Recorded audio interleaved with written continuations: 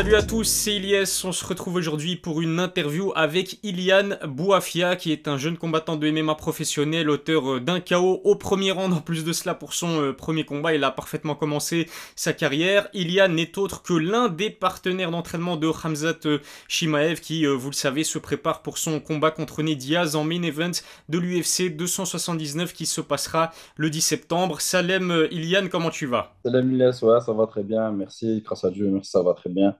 Je suis très heureux d'être ici, je suis très heureux d'être avec toi, je suis honoré carrément, et franchement, ça fait plaisir. Ah, franchement, plaisir partagé. Ilian, on va en apprendre un peu plus sur toi et tes entraînements All-Stars en Suède. Première question, très simple. Est-ce que tu peux justement te présenter pour peut-être les personnes qui vont regarder cette interview et qui ne te connaissent pas encore? Ben, moi, c'est Boafia Ilian, 25 ans, originaire de M, une petite ville dans le nord de la France, à côté de Roubaix, à côté de Lille, dans le Nord-Pas-de-Calais. Je pratique le MMA maintenant depuis 2 ans et demi. J'ai 5 frères, franco-algériens. Catégorie des middleweight et puis un style Voilà. de striker aussi, plutôt 84. boxe anglaise. Ouais, c'est ça, 84. Avant, en boxe anglaise, je boxais en moins de 91 à l'époque, et là, en middleweight, 84. Une catégorie qui te va parfaitement bien parce que t'es quand même athlétique, t'es grand. J'ai d'ailleurs regardé ton premier combat au MMA GP. On va en parler tout de suite. Finalement, un combat que tu as remporté, je le disais dans l'introduction, sur KO au premier round, au MMA Grand Prix, qui est quand même l'une des plus grandes organisations de MMA en France. C'est quand même idéal, Iliane, pour pouvoir lancer ta carrière. Ouais, non, c'est clair. Après, c'était dans une partie compliquée un peu de l'année, tu vois. C'était pendant la pandémie, pendant le Covid, tu vois. Donc, du coup, il y avait pas beaucoup de monde. Après, c'était parfait pour moi, tu vois. C'est-à-dire le stress et tout. J'ai pu mieux gérer. En plus, franchement, j'étais super bien entouré. Quasiment tous mes amis ont fait le déplacement pour le combat. J'étais à domicile, en fait. Tu vois. J'étais à domicile. Moi, j'ai fait une bonne organisation. La cage, elle était super. Le personnel, super. Franchement, non, top. Franchement, j'ai passé un bon moment pour un bon combat. Franchement, j'ai passé un bon combat, un premier combat idéal. Sacré crochet en tout cas, hein. T'as complètement éteint ton adversaire. Ben, en fait, quand je suis arrivé de base, je suis pas comme ça, mais en fait, quand je suis arrivé et que tu vois les projecteurs sur toi et tout, tu vois, c'est un peu spécial. Tu vois, c'est un peu spécial. Tu vois, t'entends la cage qui se ferme avant. Tu vois. Et en fait, tu fais attention au moindre, enfin, personnellement, pour ma part, je fais attention aux moindres détails, tu vois. Genre là, je pourrais te raconter tout exactement de A à Z, de l'arbitre, il y avait quelle chemise, etc. Tu vois, franchement, je voyais les choses au ralenti. Et franchement, non, c'était spécial, c'était spécial. Je voulais en finir le plus rapidement possible, en fait, je vais pas te mentir. Je voulais en finir le plus rapidement possible, tu vois. Après, j'ai fait quelques petites erreurs, mais bon, je préfère faire ces erreurs-là au premier combat qu'au deuxième, qu'au troisième. Donc, j'ai beaucoup appris de ce combat, vraiment beaucoup appris.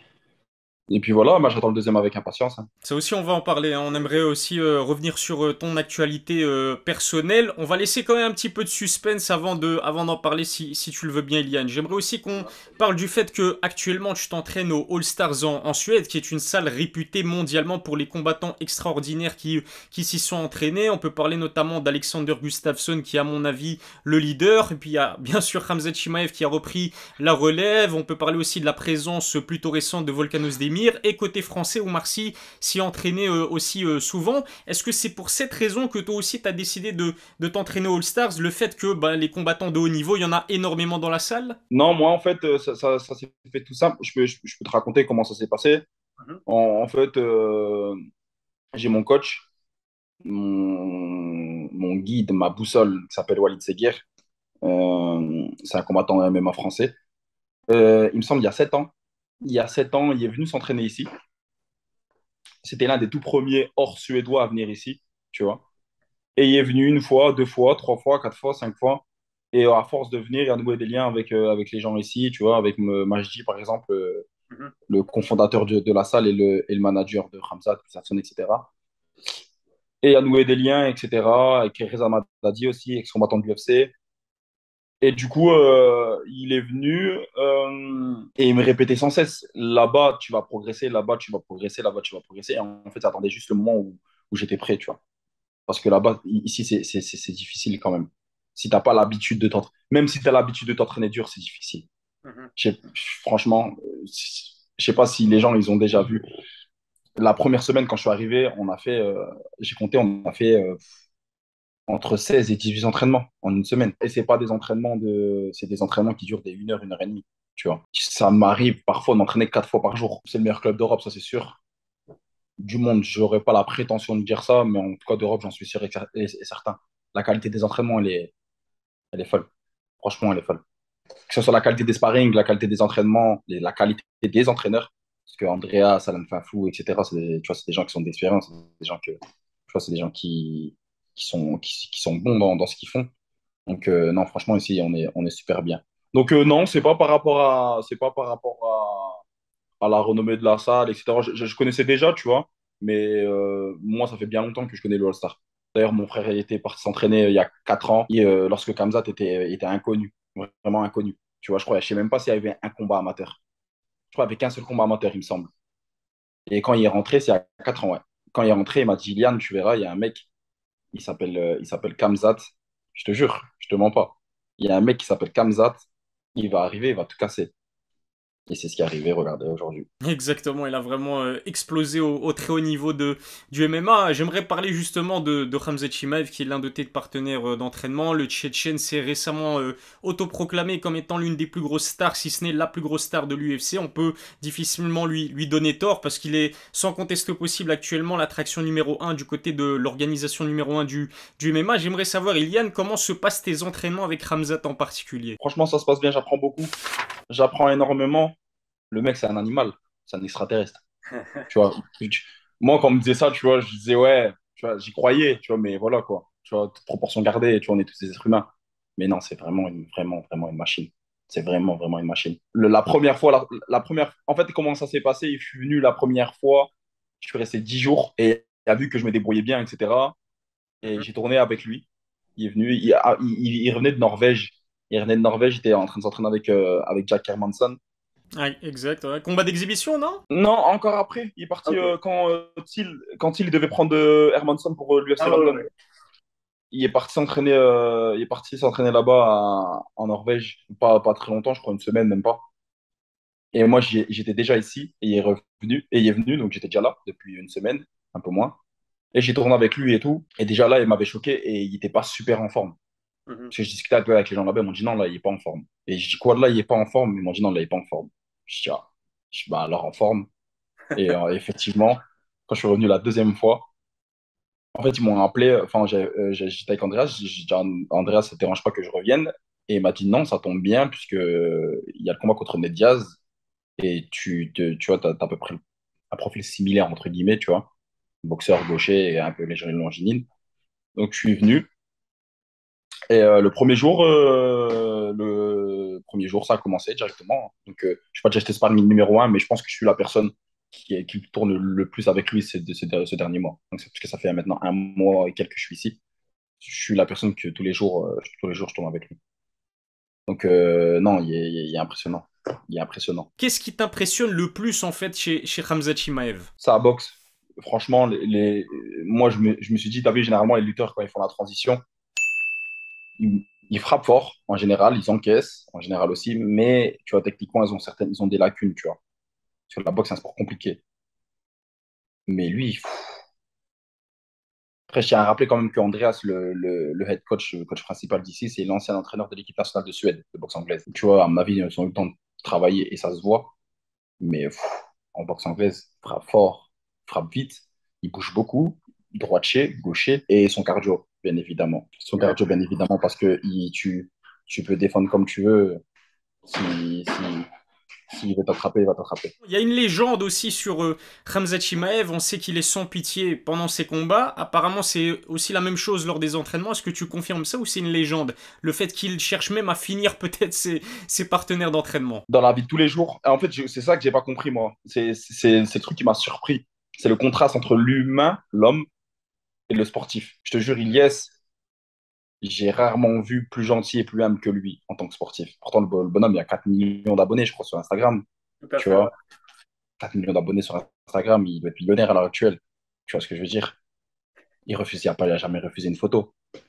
Hmm. Mon parti manger, truc, il a jamais refusé une photo, jamais. Tu vois, il parle avec tout le monde. Il est accessible, tu vois. Tu vas lui demander ta photo, tu vas lui dire bonjour, ou tu poses une question et il va te répondre. Moi, personnellement, en pleine fois, tu vois, lorsque je suis ici, ouais, Ilian, ça va, t'as besoin de rien, tout se passe bien pour toi, tu as de l'argent, t'as d'un, tu vois. Mais quand on arrive à l'entraînement, c'est l'entraînement. Et je le comprends. Lui, il prépare un combat pour le. Ben, c'est ça. C'est pour la ceinture en vrai, tu vois. Il gagne, il va faire la ceinture. Mhm. Il est obligé de s'entraîner dur. Il n'est pas là pour faire ami-ami avec toi, tu vois ce que je veux dire. Et si c'est pas toi, ce sera un autre. Donc moi, je le comprends. Après, il y en a, je sais que j'ai déjà vu quelque part sur d'autres médias ou sur d'autres plateformes que tu vois, non, c'est abusé, etc. Et tout, nanana, nanana. Ouais, certes, mais c'est la mentalité d'ici, c'est la mentalité dure. Ils sont pas tous comme lui, mais moi, je le comprends. Bah tu le sais certainement, l'immense majorité des amateurs de MMA estiment que stylistiquement parlant, Khamzat c'est un véritable cauchemar pour Nate. Tout le monde ou presque le voit lui rouler dessus. Donc Khamzat roulait sur Nate pardon, avec une facilité déconcertante. Est-ce que c'est ton pronostic, toi qui t'entraînes régulièrement avec lui, qui est là pour imiter en quelque sorte le style de Nate Diaz, est-ce que tu vois Khamzat s'imposer de manière vraiment vicieuse et éclatante? En fait, je vais même faire pire. Enfin, je vais faire même mieux, tu vois. Et je vois pas comment Nedjas peut gagner. Mhm. Ou le déranger. Même pas gagner, le déranger. Je vois vraiment pas. Je réfléchis, je vois vraiment, vraiment pas. Il y a aucune arme qui peut le. Il encaisse comme ça. Il frappe fort. Il boxe bien. Sa lutte, elle est incroyable. Son sol, ben, tout le monde connaît son grappling.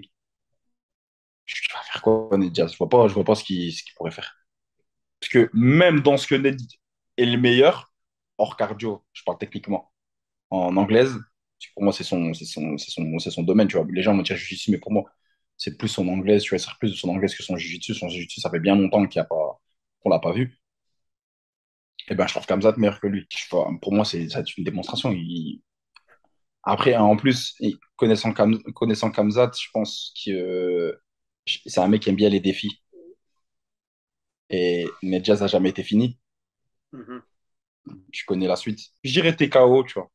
Je dirais TKO deuxième, troisième. Il me semble que Nate a été fini une seule fois dans sa carrière, c'était sur TKO, un kick si je me souviens bien contre Josh Thompson, mais ouais, toi tu vois le deuxième TKO de la carrière de Nate contre Ramzat. Ouais, deuxième TKO. Excuse-moi, ouais, c'est vrai, je l'avais oublié celui-ci. Il n'y a pas de souci, Ouais, il n'y a pas de deuxième souci. TKO. Je vois les TKO. KO, peut-être, mais je vois plus TKO. Je sais pas comment, je dirais, position dominante en lutte et il frappe jusqu'à que, ça y est. De toute façon, c'est ça spécial, ça. Les gens qui viennent ici le savent, c'est ça spécial. Prendre position, toi, t'es mort. Rendez-vous le 10 septembre en tout cas en main event de l'UFC 279 pour voir si le pronostic d'Ilian était bon. Alors on a parlé de Shimaev, j'aimerais savoir aussi quand même Ilian, quand est-ce qu'on te reverra dans un octogone? Est-ce que tu comptes combattre pour le MMA GP? Tu as en tête une autre organisation? En France à l'international, dis-nous tout. Je me suis blessé il y a un an. Je me suis arraché le ligament de l'épaule, du grand pec. Donc, ça m'a pris du temps pour revenir. Franchement, je comptais même arrêter le MMA. Et on m'avait proposé par-ci par-là, sans dire de nom, pour offusquer personne. J'ai refusé certaines choses que pour moi, je pensais que c'était pas le bon moment, tu vois. Mhm. Moi, la carrière, je la vois, tu vois, je prends mon temps. Je suis jeune, certes, mais pas trop non plus. Mais je prends mon temps. Le plus important pour moi dans ce sport, c'est l'expérience. J'ai un combat de prévu le 24 à Roubaix, mais la France, c'est pas trop. Enfin, personnellement, pour ma part, dans mon coin, tu vois, moi, certaines personnes essaient de me mettre des bâtons dans les roues, etc. C'était compliqué. Après, je me suis blessé. Je me suis dit, allez, j'arrête. Et mon coach, Walid, c'est pour ça que je dis ma boussole, etc. Parce que sans lui, j'aurais jamais continué le MMA. Il m'a motivé. Il m'a dit, tu as quelque chose à faire. Il m'a dit, de toute façon, il n'y a rien pour toi ici. Et pars en Suède. Essaye, vois ce que tu peux faire. Et Dieu merci, aujourd'hui, je suis là et je suis épanoui dans ce que je fais, tu vois. Donc, normalement, 24 septembre à Roubaix, dans une petite organisation qui s'appelle l'Arena Surpass. Franchement, c'est pas mal. C'est un combat de retour, je vais pas te mentir. Je prends pas une terreur, je prends pas une brute, tu vois. Juste, je reviens pour prendre de l'expérience, je reviens pour prendre du plaisir, pour voir comment je me sens, tu vois, et pour voir où j'en suis surtout. Et après, après ce combat-là, je ferai le point où j'irai, ce que je ferai, où je combattrai, tu vois. Mais pour l'instant, voilà, j'en suis là. Super, bah écoute Iliane, je te souhaite la victoire pour ce combat le 24 septembre à Roubaix chez toi en Merci. plus. Donc ça serait vraiment un plaisir, j'imagine pour toi de t'imposer chez toi à Roubaix. Bien N'hésitez pas à sûr. donner de Ouais. la force à Iliane via ses réseaux sociaux. Je mettrai en lien dans la description son compte Instagram. Allez le soutenir, allez le suivre. Ça c'est quand même aussi Merci. important aujourd'hui en 2022. Écoute Iliane, c'était vraiment un plaisir. J'ai appris énormément de choses sur toi, sur Ramzat, sur tes entraînements, sur le All-Star. Je pense que c'était assez plaisant. Dites-nous ce que vous en avez pensé en commentaire. Je te laisse, prépare-toi bien et à la prochaine pour une nouvelle interview.